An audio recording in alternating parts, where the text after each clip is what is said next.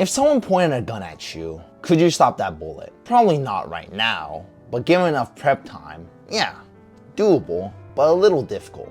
And that's the thing with a lot of things in life. Initially, we get overwhelmed and think they're completely unstoppable, but in reality, it's pretty doable when you think about it and actually get into the nitty-gritty. But there is one exception to this fact, and there's one truly unstoppable force within life.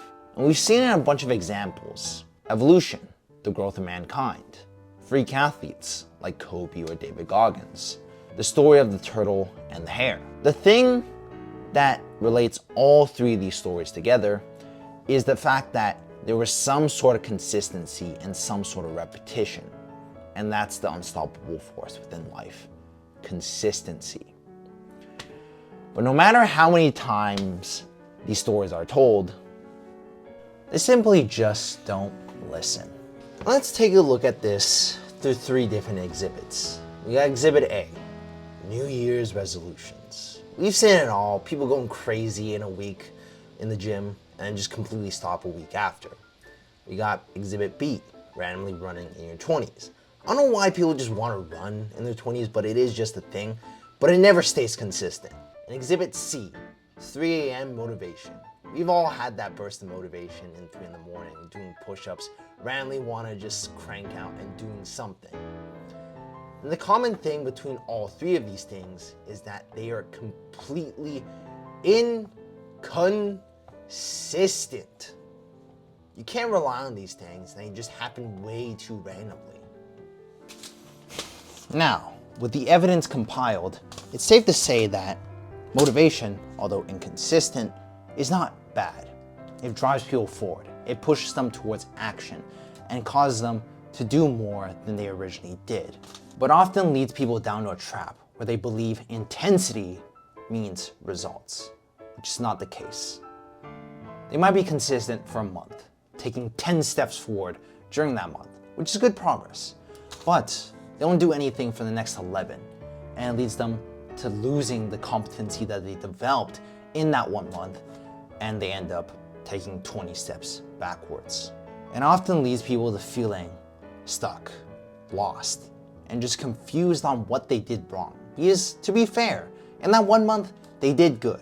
They did what they had to do. But what we're running here is not a sprint. Life is a marathon. And there's one reality that you have to get straight, if nothing else. And it's the fact that a lot of consistent people are motivated, but not all motivated people are consistent. Instead, almost always, a consistent person is disciplined, and vice versa. So now, the big question is, how do you become disciplined? Well, here's 3 things that I personally found to be really beneficial when it comes to building discipline in any area of life. All right, let's take, for example, this bottle of water right here. And let's let this represent you. The amount of water within this cup is how much effort you have left. And say you have a couple things that you want to put yourself in. Take, for example, this cup. That's effort that you put in towards the gym, right? You give some effort here and there, right? And you also want to sleep better. So you put it in another container. Put a lot of effort in here as well. Now, if you try and split your efforts into both of these things, you might not be able to get both of them completely full. For your sleep, it's half empty. For your gym, also about I don't know if you can see that very well, but it's about 70% full. And the point that I want to make here is that if you were to put all your efforts into a single container, you end up doing a whole lot better, right? You have one container that's nearly completely full. And the point of discipline is not to force yourself to overreach and go for extreme expectations. You can't be perfect with discipline. That's not the point of it. But the point of discipline is to make you a little better than who you were yesterday without discipline. That's really the point of discipline. showing up when you don't feel like it.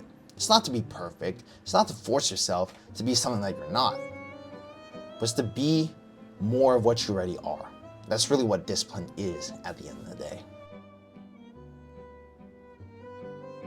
It might be slightly controversial, but I'm basically telling you, do not think. A lot of times, thought is good to prevent us from doing stupid dingle nut things, and I know this pretty well from personal experience. But when you're doing something that you already know is good for you, why do you need to think? If you know already deep down that you want to go and do this thing, why negotiate with yourself? Why give yourself the opportunity to talk yourself out of that? So oftentimes in discipline, don't let yourself think, just do. That's the real important thing. Shut your brain off at times. I don't know how I can shut my brain off, but I just kind of can. Maybe it's because I'm kind of retarded and kind of stupid and autistic, but I don't know. Everything comes with a payoff, so who knows? It might be that. But don't let yourself negotiate with yourself. That's the end point. Whenever you do something, it should always be for a very real and careful reason. I'm disciplined for the sake of God. I'm disciplined for the sake of my family. I'm disciplined for the sake of my future wife and kids. You have to make this reason more than just yourself. If you say you do it just for you, it's so easy to make excuses for yourself. You can have an infinite number of reasons why you can say it's better that you skip, that you cut corners, and you don't do this for yourself. But when it's for others, take a different standpoint, a different perspective. You act like they're there watching you, doing it all the way through. So when I got God looking over my shoulder every single moment of the day, I know that I have to do a lot of things differently and a lot of things I shouldn't do that I used to do. And that's why I'm disciplined, and I'm as disciplined as the way I am today. And I'm not gonna be here to push my own personal reason on you. You have things that you probably care for, and I have things that I personally care for. They might not align.